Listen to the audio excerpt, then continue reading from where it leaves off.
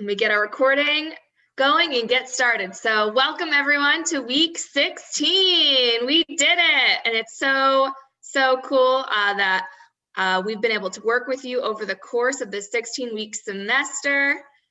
And this will be our last precious time together as a class. So let's try to make the most of it. I want to kick us off with some reminders. So the first of which is that please, if you're not in the habit of checking your Future Generations email, be sure to do that because if you have any late assignments, I have emailed you about that and tried to get with you to come up with a plan to make sure you can finish successfully. I've talked now to most folks, but if you do have any late assignments due and we don't have another agreement to give you an extension, then the expectation is that any of those quizzes or lessons be done by this Sunday, June 6th. Please reach out if you have any doubt about that. Okay, secondly, I want to let you all know that on our end, so I will be reviewing any late work that you have submitted and getting grades out for that. I'll be spending the next couple of days of this week grading your final lab assignments, lab number 3, and also tabulating your participation credit for attendance and posting on the forum and so on and so forth. So your final grades will be due to the university registrar June 18th, and you should probably be getting your final transcripts for the semester shortly after, around the end of the month. This is very important. So you've all received an email from our friend Paula in our learning tech side of things. And so she sent out a link to our course evaluations.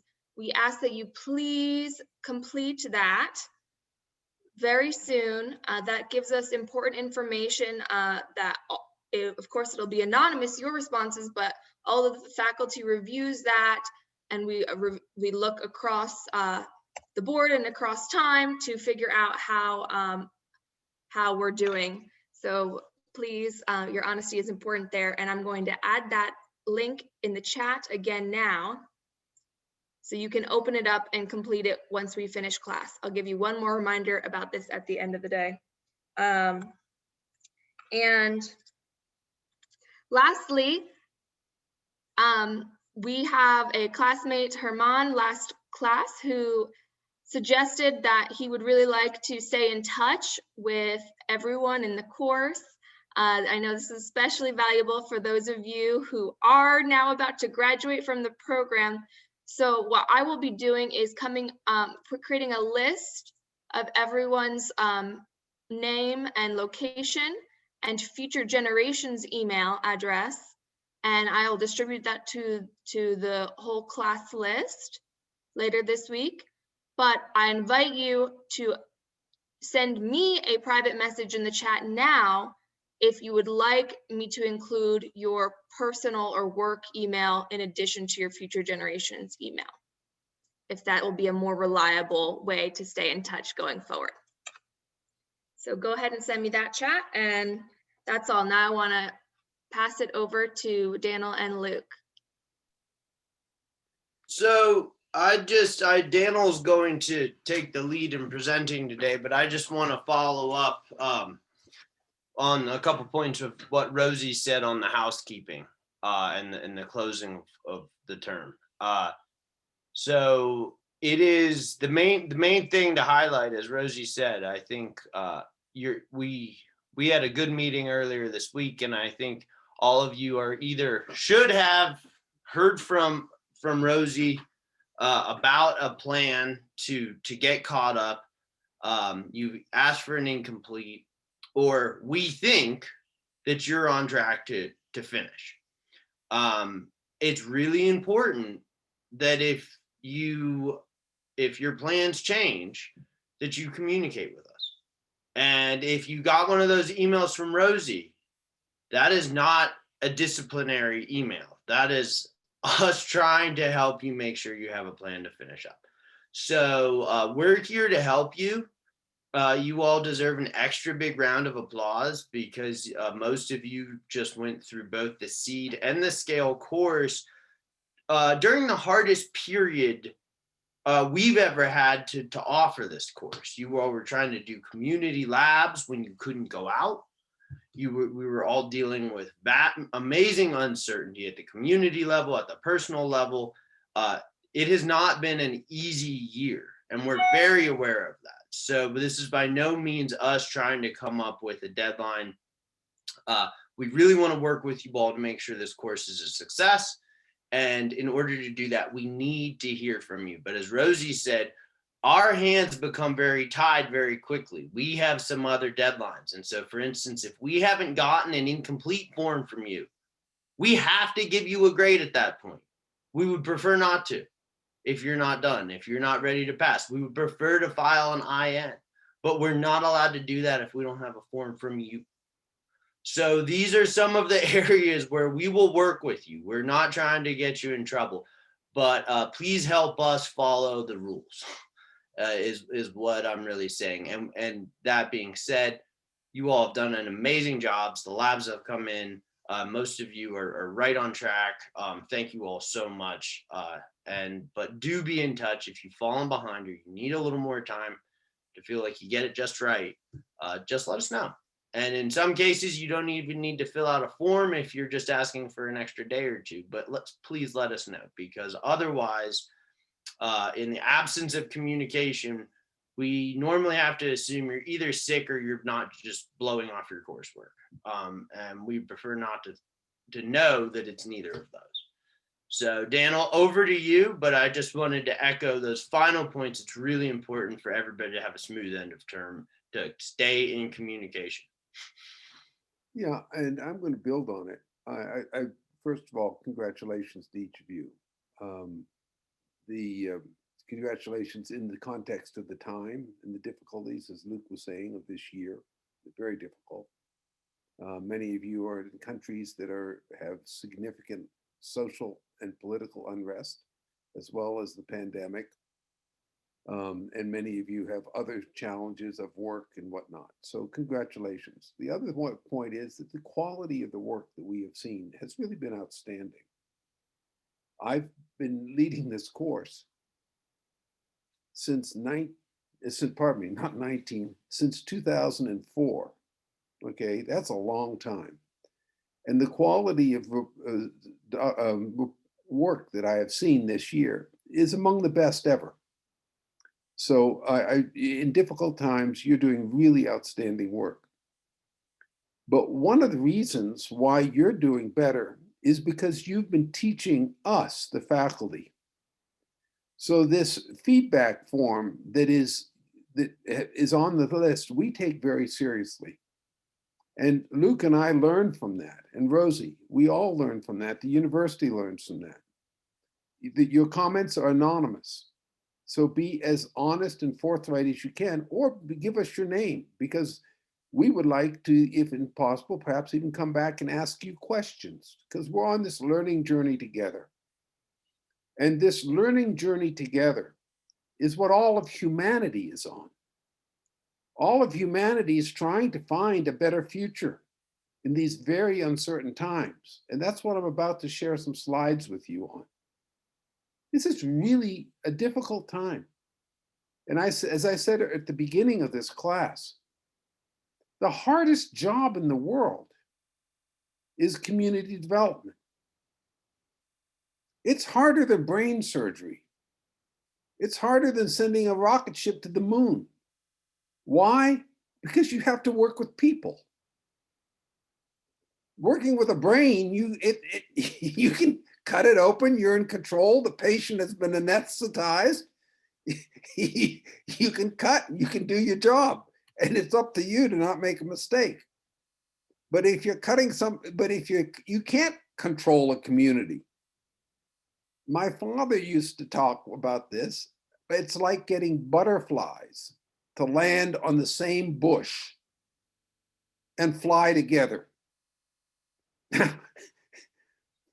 It's impossible to get butterflies to land on the same bush. okay? But that's what our job is like. It's the hardest thing to do in the world, but we have some techniques and tools. And I want to right now summarize some of these for you and try to pull together a key aspect of this course. And what we're going to end up talking about is money. Okay? So you all need that. But I want to build up to that here by sharing us a few slides. So let's get going and see what happens. Can somebody give me hand signals to make sure the screen share is working? Good. You're good. So going to scale is a journey, folks. And I'm going to be talking a little bit from the theory side here, and then Luke's going to talk a little bit. We're going to have some questions in before, and then I'm going to talk a little bit about how to get money at the end, because we've been talking about community change. But the important point is communities are not developed or undeveloped. Communities are always developing. There is a bias that is incorrect that puts communities as static. But the reality is socioeconomic change is always changing, especially today. In fact, it's accelerating.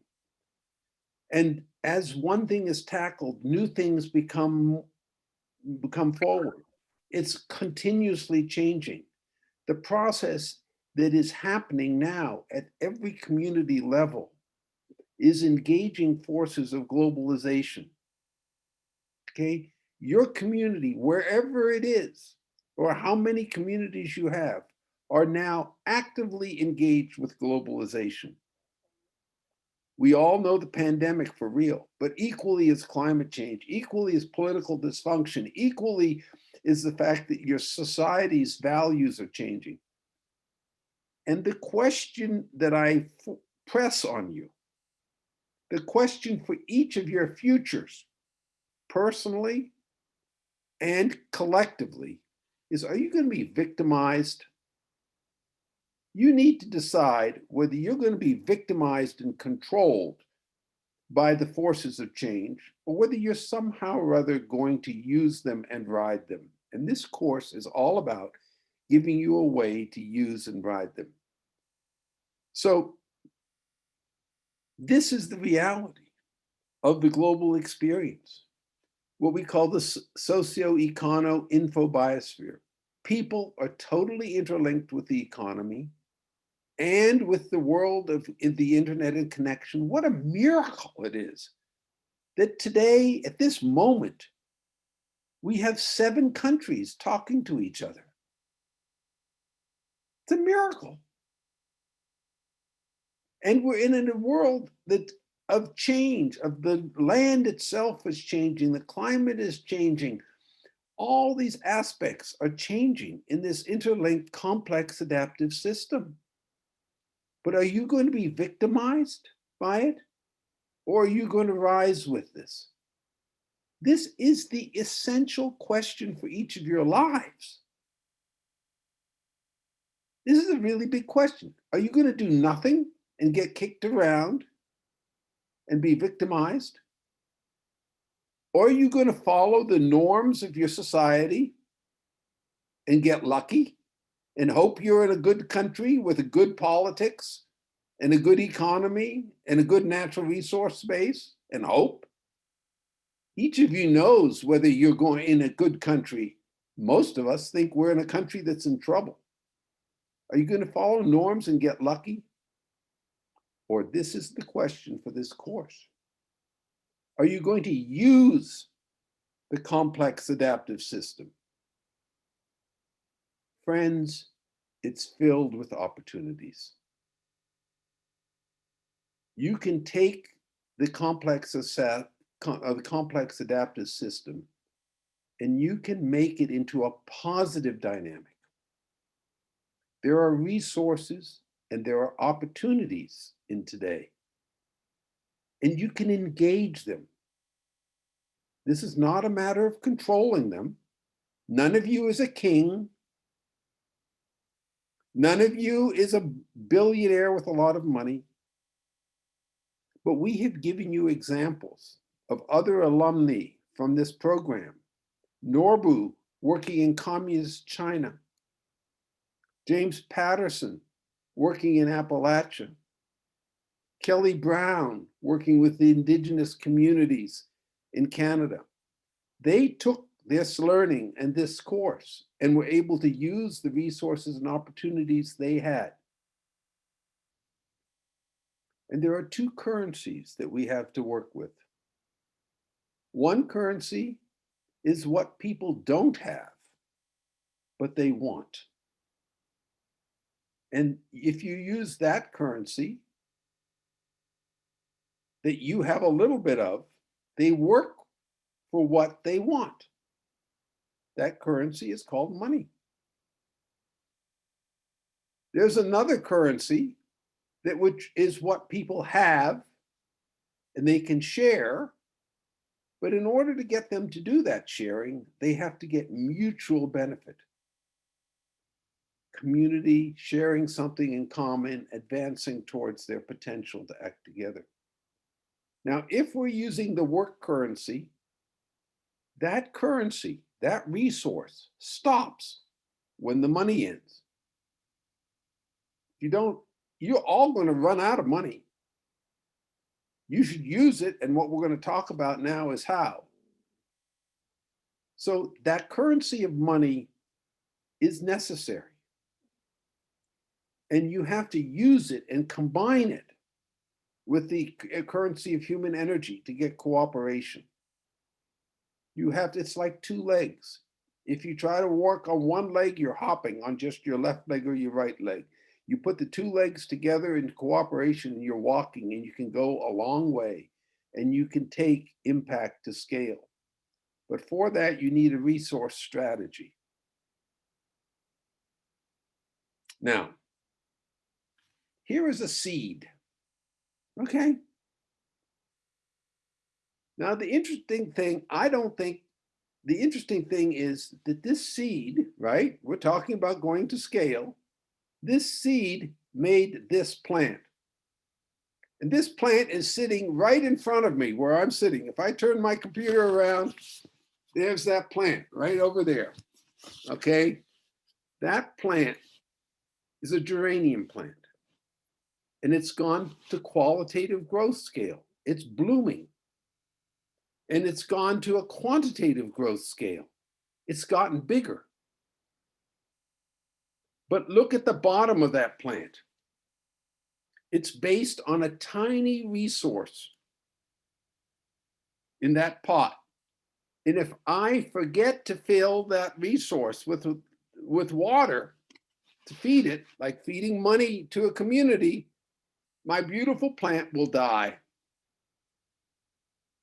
Okay? So you can have positive change with resources, but you have to feed them. It's continually dependent on resources. Now, here in front of me is also another set of plants going to scale, okay, that I also have to feed. But look at the richness. I've got 3 types of mango plants here in this house on top of a mountain, okay? I've got marigold plants. I'm even trying to grow another type of tree here called a pomegranate tree, okay? Irfani has the finest pomegranates in the world in Afghanistan. And I've got my geranium, and I've got 100 calichas flowers here. I've even got a Yeti and a Bigfoot hiding in the back here. And down here on the right, I've even got a chicken, okay? They're all dependent on resources, okay? So we can have a quality of life that's dependent on resources. But look what happens when we go outside the resource stream. And this is the picture out my window. Okay, this is where I am sitting right now, looking out the window. And this does not need continual resources from me. It's being generated by the system. Okay, This was the resource at a sunset. It's lovely. You can see where I live, okay? I'm sitting on top of a mountain, and this was the sunset last fall when the leaves were starting to change. And it is changing because it is using the enabling environment. And look what was running across my yard. Okay, here where I live. Okay. So this is a dynamic, changing world. And how do we use this change process? We have two choices. There's the choice of victimization. It's an input-output process where money makes the change.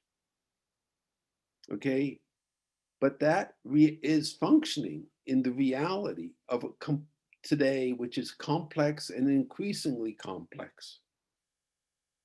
Okay, so how do we use today's reality of complexity? Because the input-output approach will be has deficiencies. It's not accurate in the complex world because other inputs enter. If it was a world was controlled like the brain surgery, then inputs create the outputs. But in the complex world, it isn't accurate because other inputs in addition to money come in. And if you try the traditional approach that often will fail, it becomes exceedingly expensive because you always need more inputs. And then there's the problem that you will never have enough inputs, so you will never reach everybody. But it will work. It does work if you get the inputs. And the interesting thing here is that we have now this other approach that I will be talking with you about and summarizing, and you've been studying all semester and the semester before with the seed course. But let's focus on where the problem is in the traditional approach. The problem is summarized in the traditional approach by the budget document. You've all worked with budget documents. And here's the problem with the budget document. First problem, you have a big job always, and you never have enough money. Okay? A lot of work to do, and you don't have enough resources to work. The second problem is that when you write your budget, you're anticipating a future, but who can predict the future? Who can predict the future, especially in today's world? And the further problem is that even if you can predict the future, it's going to change. So on the basic problem with a budget, which you need, I'm not saying you don't need it, is that on one page, you're trying to put the major resource, money, and against the ability to adapt in time, and you're trying to compress that all onto a piece of paper. But seed scale is opening to you another possibility. Okay, it's not saying the traditional approach should not be used. It's like walking, you have to use both. Okay, and what seed scale opens for you, we've been over this, so I won't summarize, I won't repeat it again, is the ability to partner between both approaches. And it generates how you can use human energy in order to grow the capacities of communities that are inside and to cause an emergent process to happen, to create the life that is alive, that is outside my window, rather than the life that is inside my window, which is all in pots. Okay? And in this enabling environment, the key is to use the top down. There's the government, the central government, the local government, the business interests, the scientific community, in order to grow the bottom-up capacities.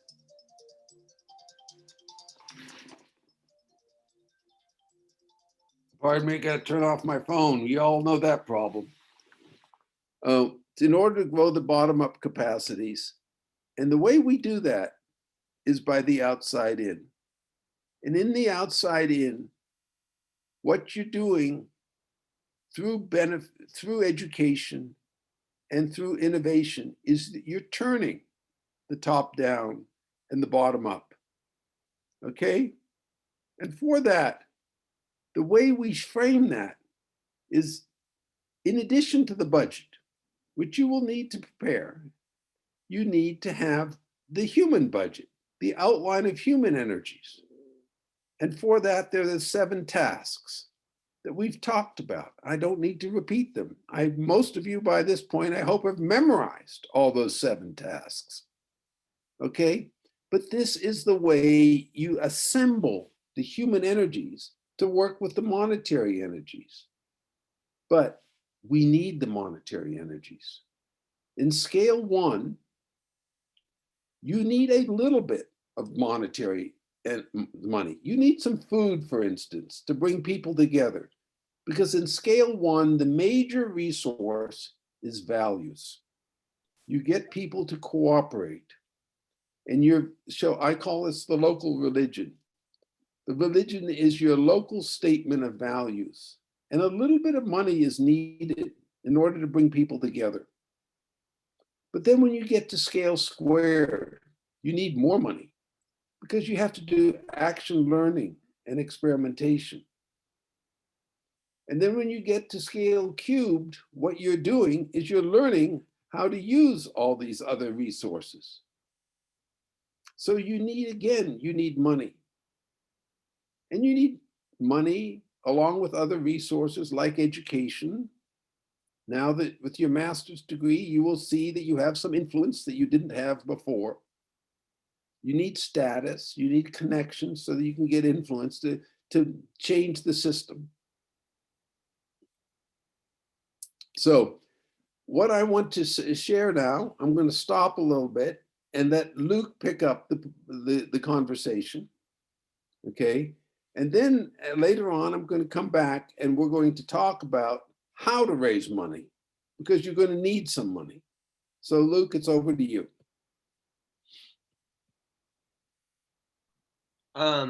Okay, what did you specifically want me to look at the workbook, or did you want me to follow up on some feedback on your presentation? I just want to see where we are. Both, Luke.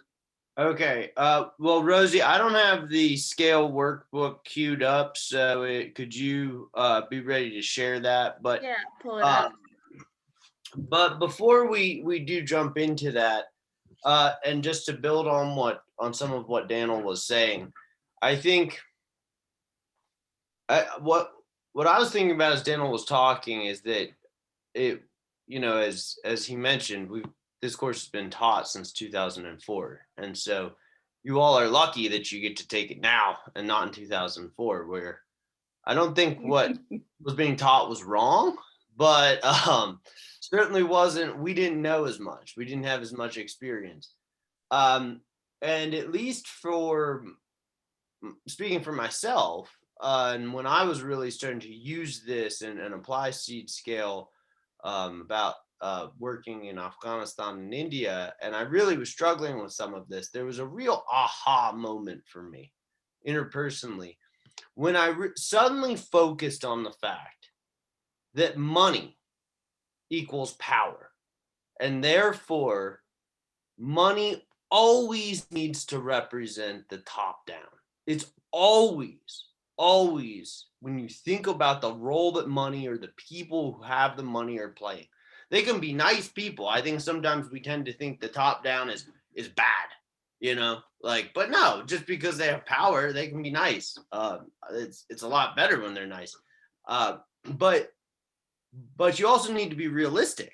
And I think, and Daniel and I both get to deal with a lot of donors, and it's really nice. I work with one donor who's very upfront and very clearly is aware of the fact that, because she works for a foundation, she's in this position of power. And so she doesn't throw the power around, but she says, that's my job, is to ask the hard questions. And so, but here's why I'm talking about this. Most people with money, whether it's a foundation, a government agency, certainly an NGO who's gotten a lot of money and is now thinking about giving out mini grants or things like that. They are very adverse to thinking of themselves as the top down. Most people in a position of holding money really want to think that they are playing the role of the outside in, and they are not. And that took me a really long time. We now state it explicitly in the text. But that is something that I can't kind of overstate. And that's, as Daniel was saying, one of the best parts about working at scale 1 is you just don't have the conversation about money, or you try not to. Don't make a big deal out of it. Don't blow it off. But this is a really important point to think about. And I think likewise, when you start to talk about, Daniel was talking about kind of building out a culture, local religion culture, but also to focus on the different frameworks that the enabling environment can kind of show up as. It is not always a traditional government. And even within government or authority structures, there are all different types of enabling environments. Government's very diverse. You have local government, you have state government, you have municipal government. They don't always talk to each other. When you're on the outside looking in, I know you think, oh, government, that's a bureaucracy. Trust me, most people in nonprofits have more understanding of the horizontal connections in government than does an actual person who works in a bureaucracy, because those are linear systems. And that's the other point that I want to go back to over and over again. When Daniel pulled up that slide of traditional to seed scale, there's really one thing to remember as you're trying to take what you've learned both in this course as well as 601. And we talk about this difference between traditional or seed scale. The key thing we're talking about is those are very linear approaches where there's a clear set of rules and steps, and they work very well to deliver certain things. And most bureaucratic systems are built around linear design. But as Daniel said, you can't control people. And so seed scale is built on the recognition that linear approaches have limits. And so in seed scale, when we're working in complexity, as you know, and it means there are several just key things to remember as you use that and think about it. And the first is that you can't control. That's what Daniel was saying. The other, and it's kind of related to that, the other aspect to working in a complex system and is related to not being able to control is that there is no obvious step necessarily forward. And you're not going to necessarily, when you think about scaling up, that process needs to flow. It needs to flow like a river, and you're never going to be able to know exactly where that water, or predict exactly where that water goes. That water's just going to flow. It's going to find its easiest path forward. And that might take you somewhere unexpected. But a couple important things to remember, I think an easy trick to remember, is it generally means, if you want to be effective, certainly if you want to scale up work, you need to be ready to expand out of one sector. You can start working as a healthcare worker, but trust me, if you only stay involved working in the health line, you will not be able to scale up. You need to be able to see those connections. And that's the final point. And Daniel, I'll turn it back over to you. I know you need some more time. Is that so much of this is about being there, being engaged, and cultivating and nurturing connections, relationships. It's a very biological process. You can't control this process. And back to the point about money, you don't want to drive and control those relationships with money. And that's one thing of to be very aware when you're in the space and talking about money, that you can very quickly be perceived as coming across the partnership roles become a little shifty at that point. And Daniel, I think you're going to pick this point up maybe a little bit more. Okay. But Luke, I want you to reference this document that Rosie has loaded up, please. Yeah. Okay. Let's Do take, that now? take Okay. a look at But the handbook. I do want to give the how to raise money presentation. Sure. Well, the handbook, we can do it pretty quick, but for Okay. everyone, this should be available. This should have been available. So this is do you have B, appendix B? This is appendix. Ooh, I don't have it readily available. Okay, hold on 1 second. Give me just 1 second. I've got it. I thought it was A that we were. No. So A is a great resource, and I think everybody should have seen appendix A from last semester, which is all about, as it says on it, initiating growth. And these are the annexes or appendices for the Just and Lasting Change second edition that I wrote. And when we sat down to do this project, and Daniel wants me to share these because they really are a great resource here for you all. What we set out to do with these is we know that seed scale, there's a lot of parts to it. And so the idea here is that we wanted a really concise workbook to remind folks. Certainly, these handbooks are much more effective to you now that you've learned seed scale than they will be. And somebody who doesn't know seed scale could look at them and think they understood. But if you are not aware of the existence of these handbooks in digital format, you can download them, have them in PDF form. They're in the back of this book if you get your hands on the actual paper edition, and they are really useful. I will skim through them, but Daniel and I both use them very regularly because there are a lot of parts and there are a lot of things to remember. Okay, and so as you walk through this specifically, you will see the first one is all about a handbook on seed, and we say that's about initiating growth. And so see where this one on scale is growth in improvement and participation. That goes back to relationships. And here you will be able to see most of the items we've covered in this course condensedly presented. Oh, and okay, there's a lot of these pieces here. So if you suddenly realize, okay, I need a little refresher on what exactly Scale 1 was all about. Okay, and what we've tried to do here, and I spent a lot of time working on these, don't worry, the ones that you'll be able to download should have the pictures included.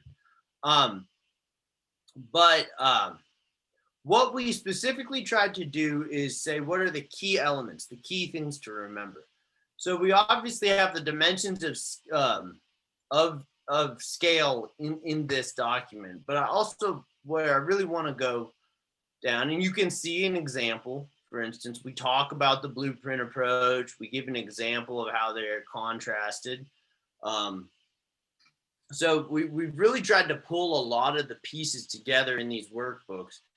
And I also want to highlight for you that at the end of these, we look at the 5 criteria. And this is another one that I think will be very useful for you, is the second half of this workbook, because under this, we walk through each of the criteria. And so like with the dimensions of scale, gives you a little refresher on, okay, inclusiveness is that all need to have the opportunity to participate. If there's one thing to remember about inclusiveness, it's everybody gets to participate, because we're trying to grow participation. And then we've given you some key takeaways, things to remember, touchstone items from this course even, that it's most effective when inclusive and not exclusive. So these are hints, reminders for you as you were going forward. So really the idea here is that as you're trying to use seed scale, whether it's to come and read these to kind of as a little refresher to get you thinking, or even if it's as you get stuck, these are very, very useful if you ever need to teach something about seed scale. Okay, I wrote these right around the time I was finishing up my graduate work in education. And so I really put them together. Think of them like a set of teaching notes on seed scale. They're very, very useful. Between the two handbooks, you get the whole gamut. You have seed, you have scale. This handbook B specifically focuses on the scale aspect. The criteria are found in Annex B, whereas then Annex A focuses solely on the 4 principles and the 7 tasks, which once again, as you can think, is very useful to have those 7 tasks crystallized into a handbook fashion. And both of those are now available under week 6 under optional resources. So you can access them. You could save them to your computer. You could print them off, keep them on your desk. Great. Daniel, is that? Thank you very much. Before Daniel launches into his second part of his presentation, our classmate Hari had a fabulous idea that maybe we could take one moment for everyone to put their camera on if possible, and we'll try to take a screenshot of all of us. Well, I will stop my screen share then. So please turn on your camera if you're able. Sorry. Perfect. I can share it to a couple of. 1 second, Herman. Okay, so I think this might be everyone who's able to put on their video. So let me take a screenshot. 1, 2, 3, say seed scale. Sorry, are you seeing my screen? No, Herman, we're not seeing your screen, but we're just taking a photo right now of everyone in the course. So, did you get it, Rosie? Let's see. No, yeah, Dave's trying to turn on his camera. Okay. Okay, thank you. It's difficult for me to show you I think we're good. My screen. All right, Daniel, go ahead. Okay, good. Folks, what I want to do here is to share with you some ideas on how to raise money. Okay. So this is a PDF that you will be all sent, this PDF, but I want to walk you through some key points of how to raise money. Okay, I've been raising money for almost half a century now. At the beginning, I gave money away. I gave a lot of money away. I worked for the USAID program, and then I started to have to raise money. The first point, money comes from relationships. Okay, money, you get money when a person trusts you. That's really important. You don't get money when somebody doesn't trust you. It's a precious commodity. So money comes from relationships. And a relationship is a two-way process. Okay, now how do you get relationships? First of all, you're more likely to get money from somebody who's already given you money. You already have a relationship with that person. These are very simple rules that I'm telling you, folks, and they really make a difference. So existing donors are the best future donors.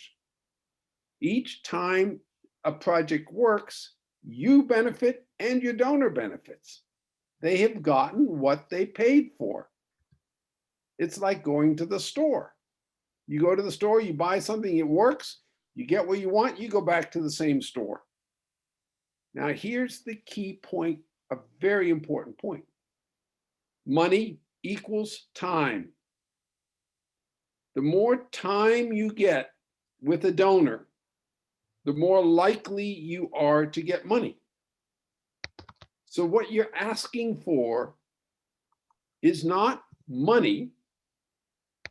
What you're asking for from a donor is time. You want to be engaging in a conversation. You want to be telling the donor what you're doing that achieves the donor's purpose. Time equals money. By no means start a relationship by saying, I need money. The donor will push you away. You start with time. Also, since money is a scarce resource, your second job is to lower risk. Okay? Lower risk. So the way you lower risk is by building from seeds of success. You show your project is successful. You've already achieved successes. And that if by doing so, you're proving that you're more likely to be successful with the donor's money. You're lowering the donor's risk by proving that you have evidence. What does this mean? It now leads to the next point. Good reporting. We're not even into the serious asking here. We're into the reporting, even before asking. You're reporting on your successes. You're reporting on what you've got. You're taking time with the donor, their most precious resources, not their money. Everybody's most precious resource is their time. Okay? So good reporting builds confidence. Confidence builds trust. Okay? So in this, evidence is what is important. We did this. We achieved this. This is how we did it.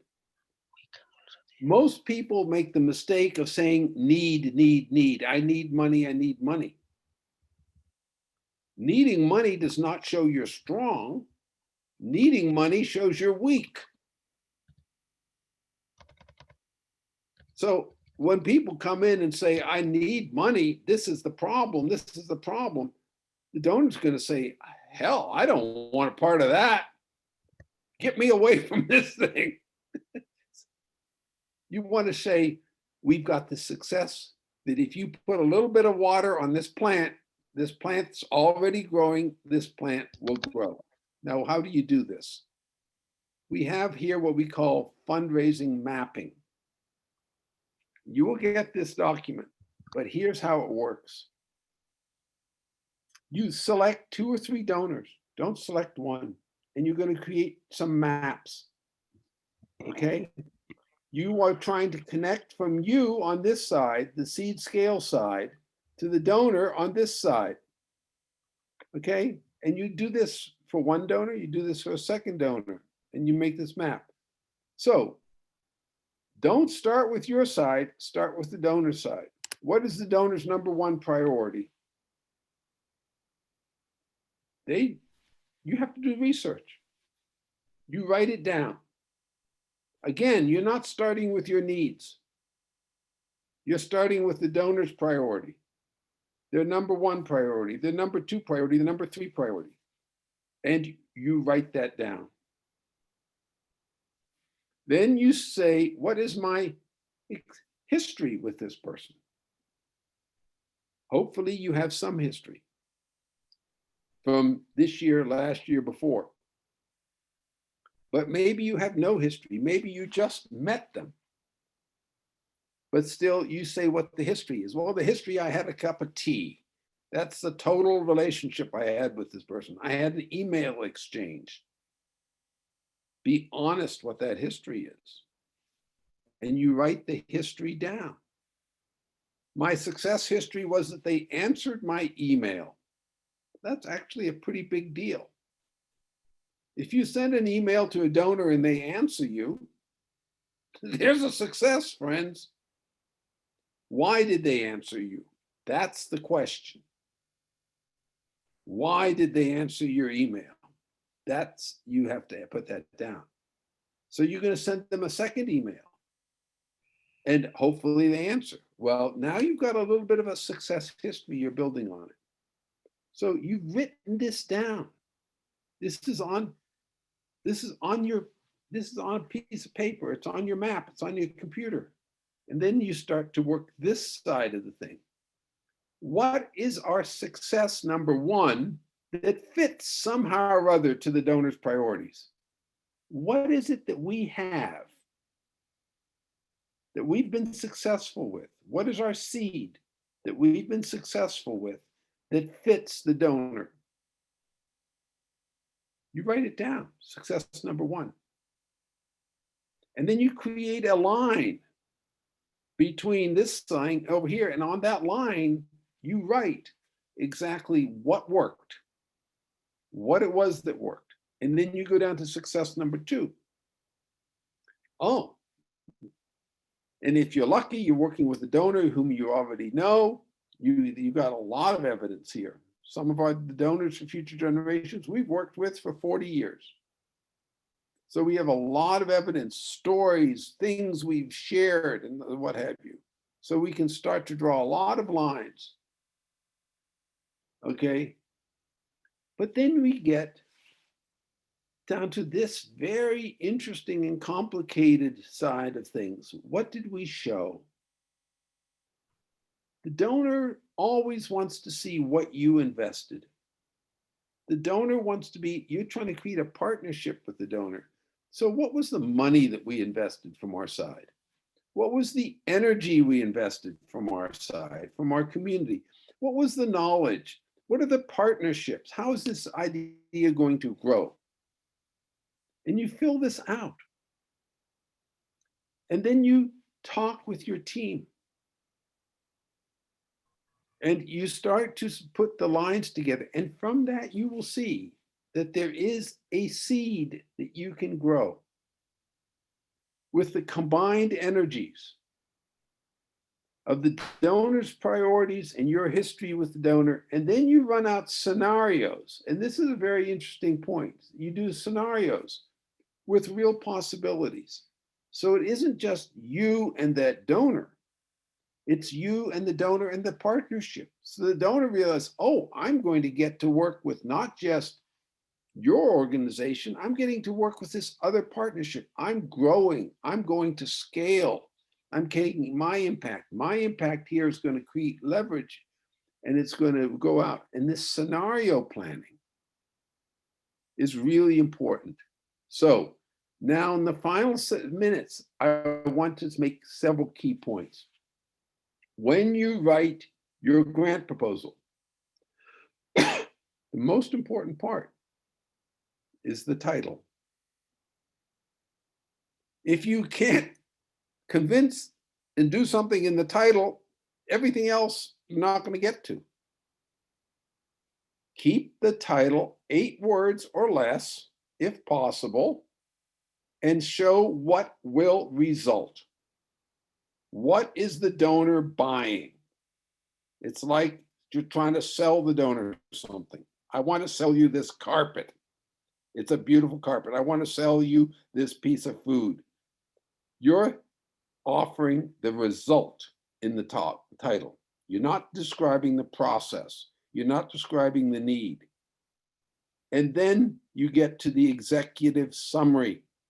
Folks, there's 6 points that you should address in the executive summary. First, this is the result. It's got to be here. This is what you're buying. Second, this is how it will be done. Third, the experience we bring and the resources we bring. Fourth, how we will measure it. Wait, I think I have. And next, fifth, what is asked by you? What are you asking for? I'm asking for money. I'm asking for promotion. I'm asking for opportunity. And finally, how you'll report. This is your summary. You've got to say it all so in 2 or 3 minutes, the donor says, oh, okay, I get what's going on. This is what they're promising, and this is how they'll deliver it. And then after that, you follow the donors format. In my experience, these points here, which are on the document that you will get, are really important. They really work. And when I have watched, let me just say, Luke do fundraising for the last several years, Luke has got an amazing success rate at bringing in a lot of money. And basically, he answers these questions all the time. He's always talking to the donor. He's never talking about himself. So we're out of time. I just want to say that in these several handbooks that we're ending this class with, the Scaling Up Handbook, the whole course is summarized. And in this fundraising PDF that I just outlined to you, I think it's a very simple set of ways for how you can get money. When you were doing seed, as Luke said, you could get by with values and human energy. But when you're going to take things to scale, you're going to need some money. And this is our suggestions. Luke? Sure. Well, since you invoked my name and my track record or my success rate with fundraising in the past few years, I will say that the most important thing that Daniel has said is knowing your donor. I actually disagree with the title comment that Daniel made.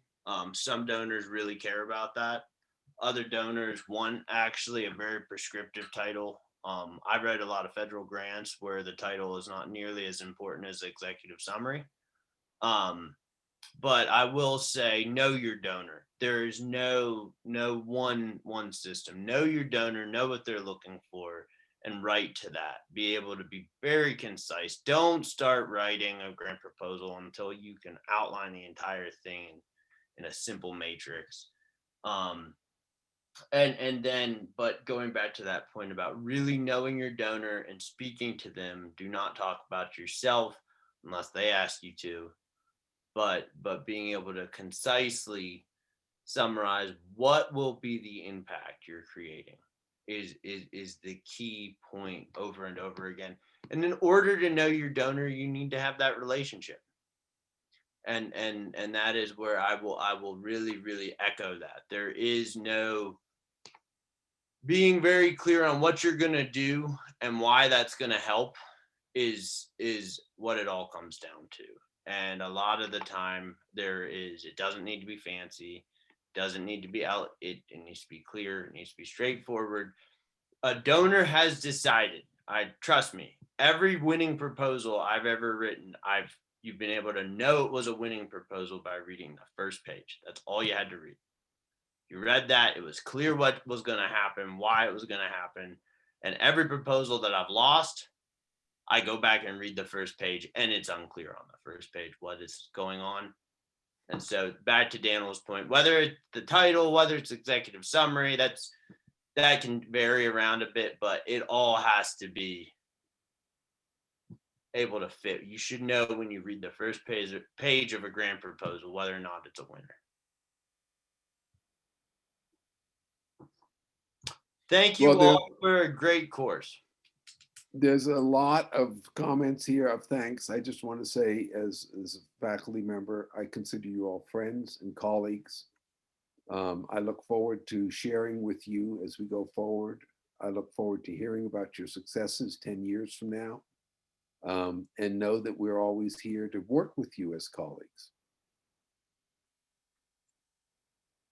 Absolutely. It is such a joy to be able to stay in contact with alumni who've graduated, 5, 10 years and longer. And I hope that we'll have that continuing relationship with some of you who are moving on and commencing. So I just want to put one more plug in for the course evaluation. I sent the link in the chat again. Please do that.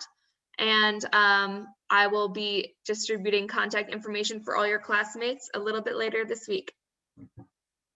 Thank you all, everybody. I've got another meeting I have to run to, but really enjoying looking at your community labs. And please do stay in touch with Rosie and I. I obviously also head up the Future Generations Global international work. And so I look forward to maybe getting to collaborate with some of you on programs or research projects in the future. So take care, everyone. Thank you, everyone. Thank you, Daniel, Luke, Thank you. Rosie, and other classmates. Thank you so much.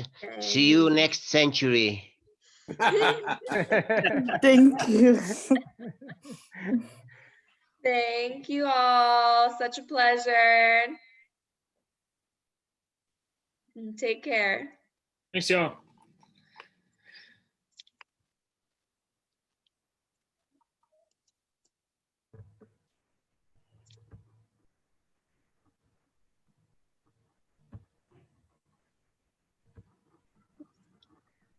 Hi, Irfani. Did you have a, okay. Okay, Thank- bye. Bye. I try to send my community lab until June 6, but if Okay. I need to have more time, I will be in touch, contact with you. Yes. Yes, let me know. We could go a little bit later into next week too, if Yeah. need be. It's just good to know when to expect it. I want to ask you to help me in other aspect too. In my action plan for in this community lab, Mhm. if I want to find donors that I don't know yet in the empowerment aspect of women, young women in my country, maybe you can help me to share the list of them and maybe the contact number or email until I make proposal for this Women Empowerment Center. Okay, yeah. Very interesting. So that's not it's not a an area where I know a lot of donors already, but I certainly can look and incorporate it into my research and share any leads that I find with you. I'd be happy to do that. Okay, thank you so much. Okay, you're welcome. Bye, Irfani. Bye.